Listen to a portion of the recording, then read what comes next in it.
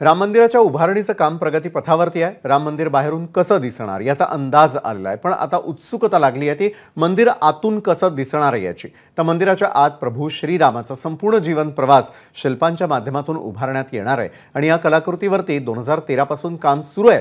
सध्या आसामचे मूर्तिकार रणजीत मंडल यावरती काम करतात।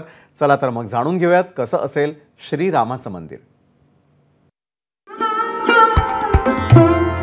एकीकडे राम मंदिर बनून तयार आहे, तर राम मंदिरच्या आतला परिसर कसा असेल याबद्दल आता राम मंदिर तीर्थ क्षेत्र न्यास विचार करताय आणि त्यांनी एक निर्णय घेतलेला आहे।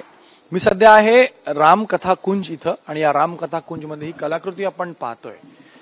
ही कलाकृती संपूर्ण रामायण सांगणारी आहे आणि हीच कलाकृती राम मंदिर परिसराच्या आत जे 5 एकड़ मध्ये परिसर पसरलेला आहे त्या परिसराच्या आत संपूर्ण रामायण दाखवलं जाईल। माननीय अशोक सिंघल जी ने जब आदेश दिए थे 1997 से जो हम आए थे यहाँ पर 2012 में जब उन्होंने आदेश दिए थे कि रामायण का सारे दृश्य बनाना है, जो पुत्राष्टमी यज्ञ से राज्याभिषेक तक, जो हमारे अभी वर्तमान में हनुमान जी को लंका जाने तक हमारा बांधा हो गया था। तो ये यज्ञ पहला है जहाँ पर पुत्र प्राप्ति हो जी, पुत्राष्टमी यज्ञ जिसमें शांता माता सिंह ऋषि द्वारा और हुआ था। पुत्र प्राप्ति यहाँ पर आपने दिखाई है, प्राप्ति दिखा दिए है।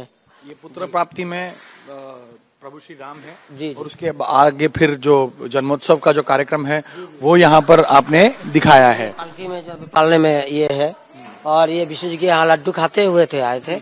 तो श्री राम जब आए थे तो उन्होंने लड्डू खाते हुए, तो ये बचपन की उनकी बात होगी, उनका राम लल्ला की बातें हैं और 5 साल के राम लल्ला ही अंदर विराजमान होने वाले हैं। आगे की तरफ जाएं तो यहाँ पर ऋषि गुरुकुल में शिक्षा ग्रहण करने के लिए आए थे, उसी का दिखाने का प्रयास किया है।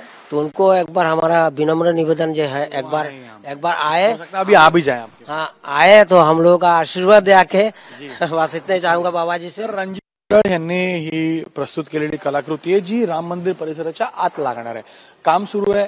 राम मंदिराला देखील जवळपास 2 ते 3 वर्ष पूर्ण होण्यासाठी लागणार, कारण आता सध्या गर्भगृह आणि पहिला मजलाच झालेला आहे। दुसरा आणि तिसरा मजल्यावरचं काम पूर्ण होता मंदिर परिसराच्या संपूर्ण 5 एकड़च्या परिसरामध्ये काम पूर्ण होता 2025 किंवा 26 पर्यंत वेळ लागू शकतो आणि यासाठीच चंपतराय यांनी आणि न्यासानं हा निर्णय घेतलेला आहे की ही कलाकृती रामायणाच्या स्वरूपामध्ये मंदिर परिसराच्या आत प्रस्तुत करावी आणि यासाठीच रणजीत मंडल यांना तशा सूचनाही केल्या गेल्या आहेत। कॅमेरामॅन अनिल सनगरेसह गणेश ठाकूर, एबीपी माझा, अयोध्या।